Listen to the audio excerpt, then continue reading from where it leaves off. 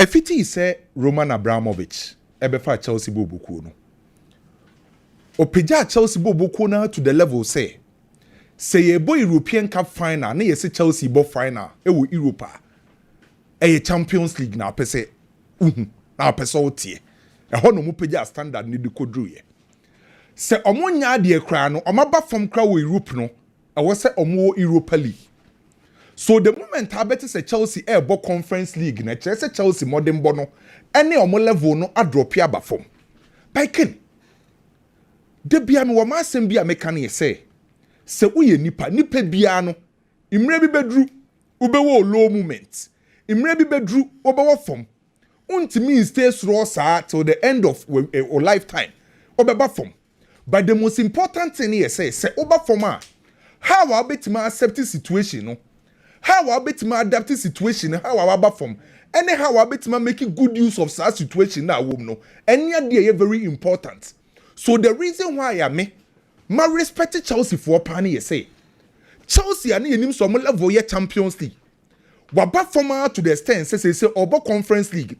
Wa accept say in the level no what say no. On him say a conference league any level wa accept it. Obe PM Conference League no. We adapted to Conference League in a style of play. Opponent to Oshiomo. And we make good use of our Conference League now. And Chelsea, I will find our Conference League. And yet almost standard, and almost level. But with me adapted to situation of finding himself. No. And to say, Chelsea, me wins our Conference League now. We completing UEFA trophy a collection. And to Chelsea now, you say, on your obo Conference League will be a no. So to me, you crew one na. Ononkwa na babe the only team wetimi complete UEFA trophy collection and to otimi accept ye or adapt it to situation no or make something good out of sadie na or wom say which a plus for Chelsea may they respect you mo by playing Robertis enye team omo hype omo nye team omo din bebre omo nye team ankofo follow omo bombe ma Chelsea tough time because Robertis yebo ba akwa omo ha adwen. So what take you this season in Pokrana? It was domestic competition, the first domestic competition. It was Spain, La Liga. Robertis unfair badly at all this season. It was fear. Otosu sees. I was the Spanish Premier La Liga. Conference League na no about Europe no. Wetimia Managerial baba be drew the final. Untimi underrated Robertis bobuko no. Omi a very stubborn side. And then you be the master and the students. The master and the students in a sense say. Coach Robertis, Manuel Pellegrini, or your master. Chelsea coach Enzo Maresca, Osunya die every Robertis coach. Entini master, any Manuel Pellegrini, and an Obaba Befisino. If it is some Manuel Pellegrini, a coach yeno. A dear Barco, ya dear one pano, a so be Fatima, Onim Hawa, yes, build the team. Onim Hawa will see improve players. And to check Manuel Pellegrini team, Villarreal team no. Check it, ni team or build with Malaha. I'll meet me call minima with UEFA Champions League. And if it is so befa Robertis Boboko no, check how so I transform Robertis team no. How I make sure say every season be an unbetima compete at the highest level. And a dear Barco, dear bro, team and the Chelsea be facing here say, Omi a Boboko Barqua, Omi a very balanced, or more balanced on the field of play. See a crabo, see him crabo, Omi a very balanced team. And I do Omo say, anytime be an or prefer in the back four. And to Chelsea team obako face Robertis and no Robertis anytime be a prefer back four. Onya the back four ni we are no I try say obenya two central midfielders. Sa two central midfielders no Eye Cardoso and a Pablo Fornals and the ball operate as the two central midfielders. Now we used to Abdi on the left side of attack. Now we used to Anthony on the right side. No ama Isco free row. Na Bakambu LED attack no Eddie Ama Robertis. And to me yebo ko ba kwa. Anytime bia ubeshi omo and then you Chelsea kwako shi omo no. Omo ye team a omo possessive based football. Yen fa ball into form. Yen use short passes. Yen dominating opponents. And every single player or Robertis bia no eye calm on the ball. Omo mpre omo se ball ni kroma. And as omo pressure kwa na omo entirely lose ball because omo ye comfortable with the ball. And every single player with Robertis bia no at the positional play and movement ase. And omo pe ball ne ball. And omo attack very well. Anytime you attack biano, the omo yeni say omo right back and omo left back. Sabali and Ricardo Rodriguez. On the babo the right back and left back respectively. Ombe biem.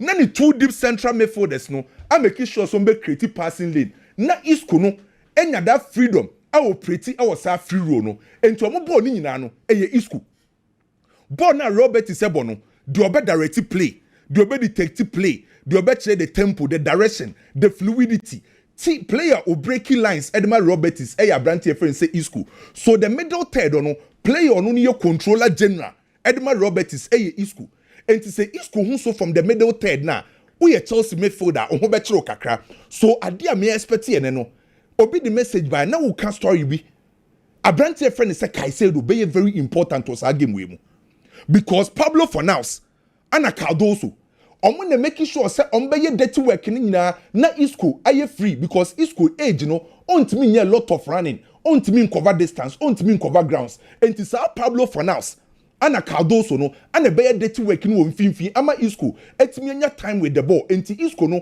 omo hu ne say oye Robert is for Messi onye defensive work ni bebre bono ni control e dictate play no so Abranti e ne say Caicedo ana be making sure say Isco enya space no open no so Caicedo say Chelsea for na eboni din say no be very instrumental the amoma because of Isco na obe dominating finfin no e dey ama team friend say Roberts and say Caicedo any Chelsea midfielders no etimi eliminate Isco every game ni ma from the middle third e be limit Roberts for omo chances on be create so me expect Chelsea midfielders ni say omo ma Isco en control en hu ball ni bebre on be limit Isco spaces because Isco no ken say o cross ni say there because of the ball retentional skills obetima breaking opponent a defensive line so middle third no be very important at the Chelsea and normal wings in are very effective Abdi is Azuli on the left side and Anthony obieni enyame na meba beka Anthony ko Roberts ne ball na sesa ne confidence level otimi express ne ho and making sure say osa providing numbers for Roberts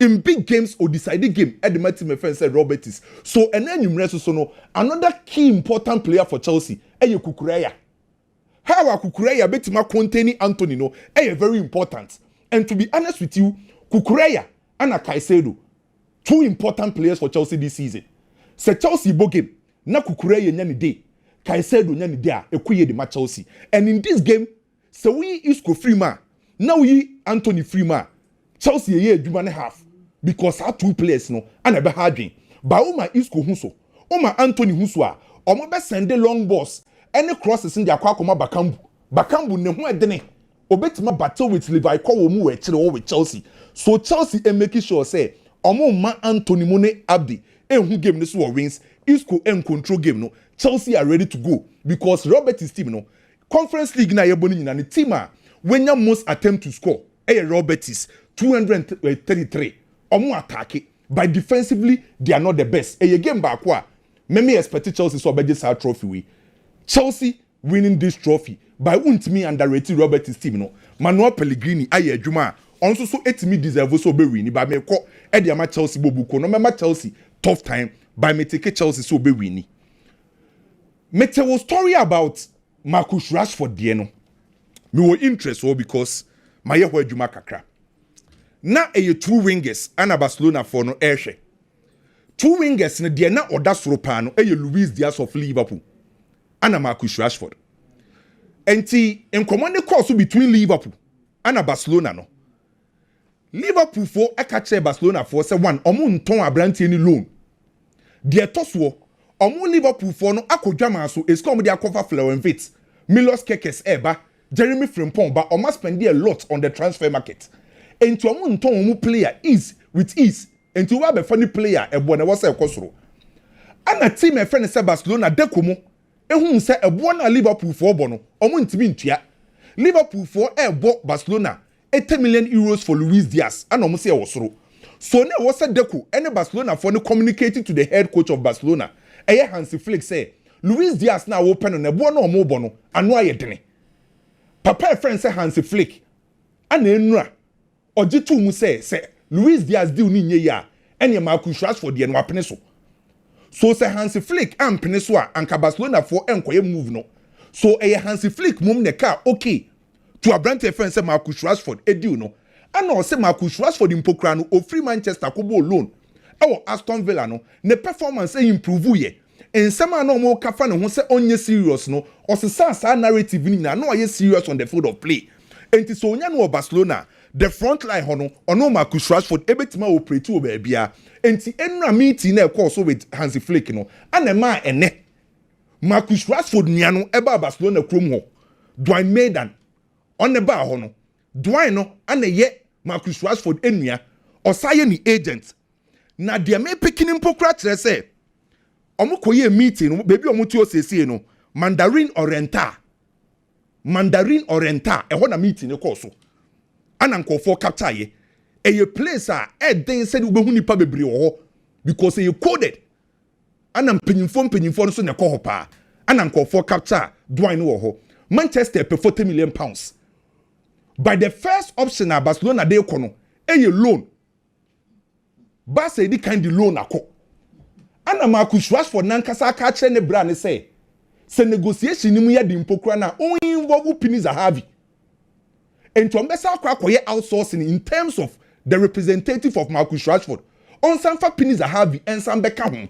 no mo negotiate with Barcelona Barca for no ne say on only 40 million pounds na Manchester airpen no o dey buy euros a 47.6 million euros o dey compare Luis Diaz 80 na Marcus Rashford dey no okay so say Hansi Flick aka okay to Marcus Rashford Barcelona and Marcus Rashford ne brother Dwayne kasa akase ombe wie bibia personal terms no na oma present omo offer to Manchester United okay na dia na Flick gina so Flick for this boy because we Barca team na babia ayema yeah dia no gina so the far dia original so dey fan one se player we no obetima bo across the front three ana opo bia oba se o mane shase ofri bench ba ko obetima influence say in case as a left wing go Rafinha na ebo na ofrim now the Marcus Rashford dey ba equally obetima perform the amount and also share the financial status of Barcelona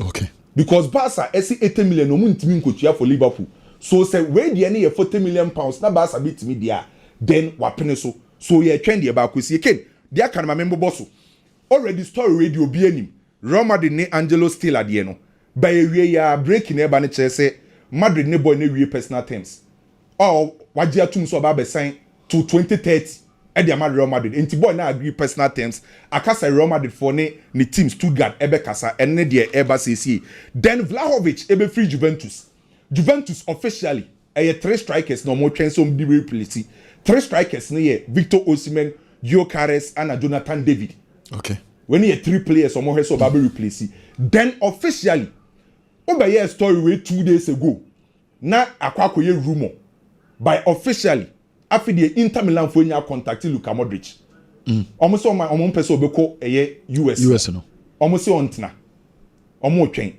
ana ewie ya no De Laurentiis after Pini Zahavi meeting with Bayern moko ewie no ewie ya wasa frɛ De Laurentiis asa frɛ Pini Zahavi biem for Brandt e friend say Leroy Sane yes on pese omo ma Leroy Sane ba Oma catch Antonio Conte say better players the players experience for na beba that's the reason why the brand never enti emu ayehye say the transfers emu ayehye Napoli win the real obi ewura ba bia na Napoli for the brand also aso Leroy Sane come Jela ever say aba there's a transfers dem stremo afi be ye adwuma papa Odolson kemi da sio awosi baby awosi wo bia ma menchia ne ye pa na ma mentu ankomo no so de atiana say emra bi ewo premiership ne Manchester City share 99 goals ye wie ye omo mo pe Erling Haaland. On a normal football understanding, you will not get it. Say, why would a team score 99 goals and still want Erling Haaland? No, the intia. Me can you see Barcelona Marcus Rashford and come on and say, say will be anywhere where European top 5 league or say goals in Barcelona. Are they lie? In the league they scored 102 goals. It's on a normal football discussion, 102 goals, it means to say your attack is good. It's the Barcelona still upon another attacker account. I want to communicate because Deco, you season now, I interview don't be say Barcelona mo plans here, no so be Hansen Flick, nebo or more plans there. on yes 2 shows on best signing center back unless say last minute be play be free wako. But omo option e weni wa omo pe a profile bia ne style not to say Rafinha. This is the sporting director speaking. Into say enim ho no omo po bi sa last year na omo pe Nico Williams and Luis Diaz back eventually almost center on Nico Williams boy ni na ama because almost left one omo here player of footballer or the body pian to say the Rafinha no obia obetimi abo across board obia say okati inside or ye dangerous into Nico Williams affected Luis Diaz affected Rashford affected but adiano ne nkomo no ekwaya ama Nico ama. And Barcelona said after scoring 102 goals, our Ferran Torres etiechire. Our Ansu tiechire ono so beko. And our Fermin Lopez etiechire, Pau Victor etiechire. Or say I am not satisfied. I still need attacker. Na yembo sanko no. Ken deal you know. Sa Barcelona kutesika sisi ya on for Rashford. Sesika oha on for Rashford. Now, if Manchester United think Barcelona are going to pay huge, I'm sorry. Okay? Deals today. Sometimes, good agents are obwow. And yes, say obwow say obeji usi kankwa. But sometimes you need to have someone close to the club. January. Senka Marcus Rashford Ninua Dane and Dwight Senka no omo ben e bia pini Zahavi pa Barcelona fan in loan January. But Ninua no okwa Barcelona krom wo ekọ Milan wo kaya okosia AC Milan for no wo kaya wentimi agree bibia and na chire AC Milan ko fa Joao Felix. But this time around Ninua na tia say deal ni be ye year just omo ko hu pini Zahavi. But if you want someone close to Barcelona's board of directors, to Laporta, to Dekwa, or Kasa Omutia, and your pennies are heavy. Once a pennies are heavy, bad deal, all of a sudden, story about Montins, Luis Diaz, the Janichi. Pennies are heavy is making the deal real. Now, sometimes, it is what it is. So, we agents, no, I just to say, Obin Semo do cheo. Enzo Fernandez, what Benfica. All about Chelsea. Nani agent, your friend Uriel Perez. Ono no one in ya film Argentinas, but Charlie, no own to me in your deal, no. I owe Mendes and a broadcast our deal. Me what? It is sometimes you need someone close to the club to do the deal for you. Marcus Rashford Ninian, why smart? I say Penny Bay must say in Commander starts say Ekoso. Now this is where the cash is. Again. Aston Villa for F Marcus Rashford, you know. A loan plus option. Loan fee be any. Name Marcus Rashford and Aston Villa for agree say Aston Villa between 75% of the wages. Me patch you. Marcus Rashford edged £350,000. 75% a little over 260. Aston Villa for pay, but they cannot pay this money. Tio. Aston Villa cannot pay £40 million to Manchester United. We bet you Marcus Rashford over 260. That is the boy. That is why the boy is looking at option. The option is say, Ken, the question we woman say Barcelona can't pay 260. No, they will not pay. On ya. Into me, Makume mu party. Meaning say, Barcelona for Bayer Marcus Rashford said the money Joao Felix. Oh, Joao Felix said no sit na ketua so start so open. Yeah, yeah, pay, but yeah, relax. One na pay Barcelona abo. It is our body. Accept so better wage bill no so crass. So what so dear? Yeah, be foul. It say Marcus Rashford tia say so be say ni wage bill no so a. No more agree on a personal term. Now for one Manchester was say, boy, let's obebo. Let's have a negotiation. Name 40 year intimate another loan plus option. One year can so now let them agree on a figure. Where there's no way. Open Barcelona bar. Then we'll have another conversation elsewhere. There talks to you.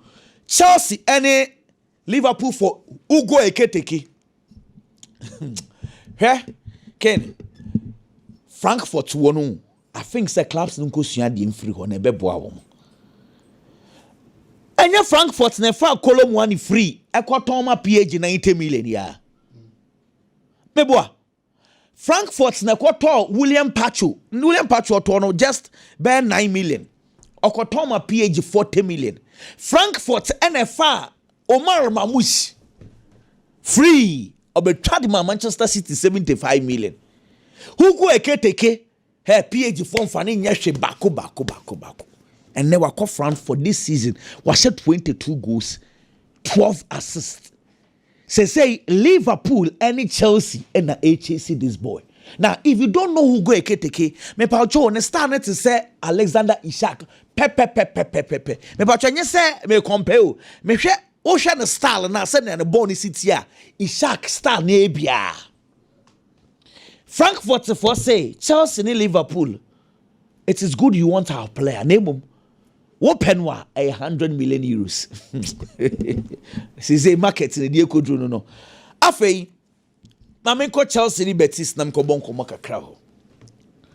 Ken, adia sometimes me ti wana ebisim ti na I keep on wondering, say, are there the Spanish teams in this English sides European finals English sides in the sofa. The last 9 finals between English teams and the Spanish teams. Spanish for ne winning in Anya Ken.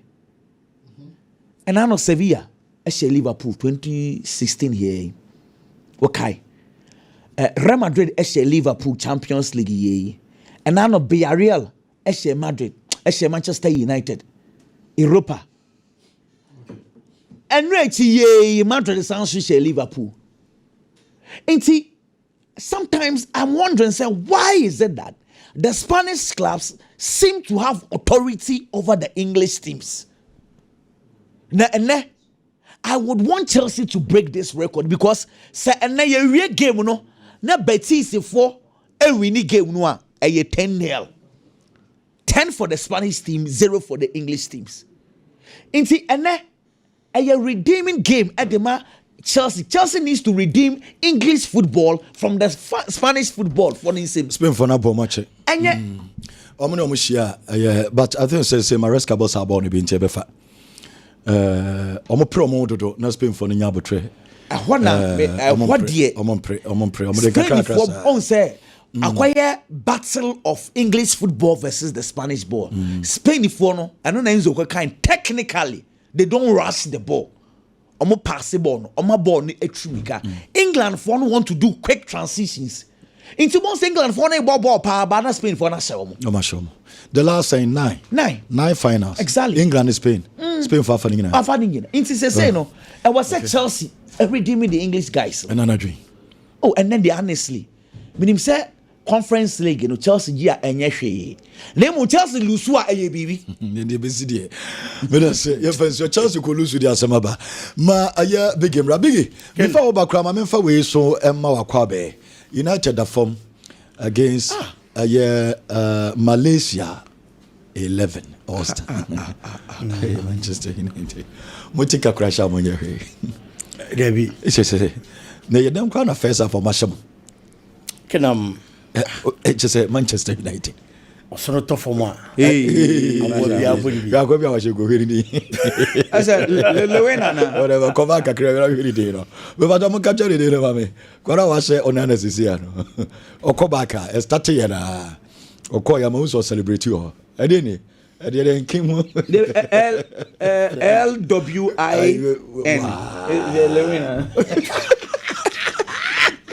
Lewena, so Papa baby go very much. There's no picture of MG. Your friend of one lane. One. Win.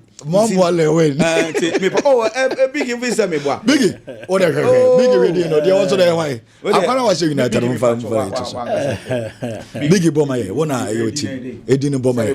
They was saying that is Mwang Lewin. Mwang Lewin. Mwang Lewin. Player I was saying that. But some player no you just in a team. Me dey market tension. Me chin me say was go sit here no ma me no. Ordinary big somebody didn't be Mwang Lewin. On our 20 United. I don't know. She go to Okay. She said I'm kind of so not tough for ma. I will be a bunny. The Manchester United. And 30 a crab on me. United da form.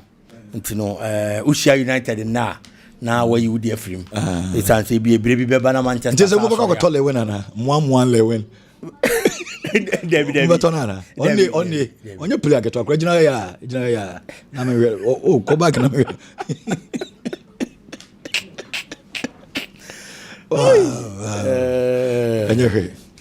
a cabo. Kodon Gazale, Mammy Chan. Okay. Check your Yancy and your branch and Casan didn't you? Didn't you say? Mwank. Lewin. Okay. And the Abanasa. What is 29 years? Ube. I only country in the Bay Myanmar. Okay. Okay. Yama. Okay. Yankwe.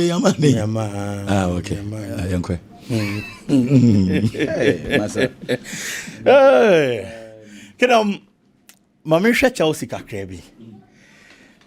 I think then. Kokwo Dikaka. So 9 finals now Marco between the Spanish teams and then the English teams. Certainly I am the Spanish teams. Chelsea would have to break that. But then you look at certain other and B. So our Europa League final now between Manchester United and Tottenham. It was a game and that teams in a fighting for Nema. One aside trophy no. Now 2 teams will be anyone qualify for Champions League. It no be any bebre. So benya qualification to the Champions League proper. Say they be the following season obetimi abobi. But baby a Chelsea and the Betis jina no. Different from baby a Manchester United and Tottenham jina. Chelsea has already qualified for the Champions League. It is a Chelsea G Euro Conference League in Impona. Conference League ni the boy Europa. And on that note, Chelsea are damn motivated. On the side of Real Betis, Conference League in Ojia, a Europa near the ball. Real Betis has also qualified for the Europa Dada. And on that side, they are also not motivated. And the trophy Nankasana is seasonal. And Omumi Nube Peso Mobeje. Chelsea has won the Champions League. It is Obia Waje Champions League that year. And Conference League, they on Shadam Fanye Bibia. But then again, coach no Nikita Chelsea Bobo Enzo Maresca, a coacher, on the Champions League no. As a coach, and see when your opportunity or Baba Bejan European trophy in there, and Yadio di Bediagro. But the other team Betis has never won an European trophy. It's Betis the end of the year, say a Conference League, say a Europa, say a Diabeyon. They would want to win it because in Europe, Omonje trophy biada. It's on that score, Omoni highly motivated at the change Chelsea Bobo Kono. But Park and so na beche. Player back where was Chelsea players in making sure so much game back on so ya Anthony. Ken Uyi Cedric Bakambu at the free Robert's team. This season he's been their best player in the Europa League. Ne numbers Kitano. About 8 matches our Conference League rather sorry and the Yama Robert's Bobo Kono. Was 4 goals and our assisted 3. Anthony won numbers Europe to say Mohamed Salah Pepe. Mijitum some about 2 different competitions. We bought Champions League, we bought Conference. But at least on also the numbers now at level on one hasn't been bad. On that score, it's Kukuera position now. Anyhow, you see mostly playing as an inverted left back. You know, they have to be very careful today because Ukoja Anthony Woho and Rana Samakwako to Chelsea from that side. But I believe that Chelsea man, Chelsea coach, any trophy when you be done, they are going to be motivated. No matter so mobile side, and they Chelsea Bobo. I'm going to tip Chelsea. And an easy game. But at least a double chance for Chelsea, possibly a 2-1 win for Chelsea Boboku. And I see them carrying the day and so Ken Yabebo Europa Cup final. No, na news and them from say coach Bako. Or yet Daya Ibia Europa Cup final in Yenia Pamano. Na Yanji post the Kogulu. But your boy Europa Cup final in Yeno. Sans some call from until once in Bium. Coaches are not able to take you over Tottenham and Jumanina. Says ya mena woka say unti coach bia din biem obia ye din enkomo bia nko ba bia and I am hoping say beto aso say ya first na me feel say papa ne mori mo nkon kan say Tottenham 4 pam na me ne omo ba ya 100%. But I feel that he needs another opportunity with Tottenham Bobo Konim. This is a manager who had Juma now was Celtic and only be PM or Tottenham. In the first season, or improving Tottenham or league log and so improve you in terms of points accumulation based on performance. I know my dine the answer on Baba Beba. Obaye and Owie season no. The performance ni raise expectations. It's a real this season mono. There was huge pressure and attention on him because based on the Wababa first season, Obi expected so be improve upon that. Ye share season we as na neman konka in famano. Performance or dined in the clearly except for Tasenka Tottenham Pamono. Omu lose 22 matches. English Premier League ni a side that will lose more matches than one relegation. Tottenham Bobo Kono. Uye no ni free one ma. Tottenham to me bo as much as 10 matches in the Premier League. Emu 8 no mun to me win here. In fact, ye be season no. The last 10 matches at Tottenham boy. Emu 8 omo to me anya win. It was difficult for the man and the man kind for the man. It's the Tottenham penny for decided some more pamona. Only on mobile. But if you look at injuries are onyaye, and how was managing Tottenham team decided say, even though league the Nyaman Konka in Fan Manimpoa, a dear Bakwa Tottenham and Saka Biache, a trophy and not 17 solid years. Omuntimin Yabi, I had danger almost almost Sabecano, or be making sure so be managing the squad. And for only injuries are ban because we a coach. Now as much as 7 first key players and as the first 11 players, injured. Oh, yeah, wine a better than the amount. But I'll make sure so be manage team no, I manage situation no the results. Eddie Ama Tottenham Bobo no.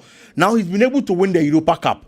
And the America says Tottenham man another opportunity. They say if you look at time now, Ken team no at their worst. Onuna Jinama team make sure so be manage the fourth. Eddie Ama Tottenham Bobo no. Oh man, here. A new manager is stepping in. Team na ye weak no. I find a new manager never build it. Eddie free on them. So why don't you allow the man to stay? Not only building upon the poor performances of the Tottenham team. Now baby, omo that says here, you know. On making sure so be peja team no Eddie free over new season mo. I'll be almost all the players omo be 100% fit. No more team yes akama no. Now omo answer so add the quality because na omo ye hu say Impedifoni human song kasa say ontena no mo be make sure say omo beto other players omo to work quality no mo profile was show e dia baba be ka team no enso e dia ma no enti so omo be yes ade we e dia ma eye coach na I believe say e was omo ma coach na another opportunity na otena bobo kunim na at least why he left off last 2 seasons any Europa Cup na waje no onkonko so na ho ne hwe e wo Champions League ni mu na on build upon the good performance e hu wo Europa ni mu Emfamura League season ni mu enti I believe say he deserves another opportunity. I was Tottenham Bobo Kunim Ken. Well, Medasipi and no a beginning no. But Mr. Mo and say you know bebre or a Facebook and so another message seba. Was in 2021 it was Super Cup, European Super Cup, Chelsea share Villarreal. Chelsea share Villarreal. And Chelsea share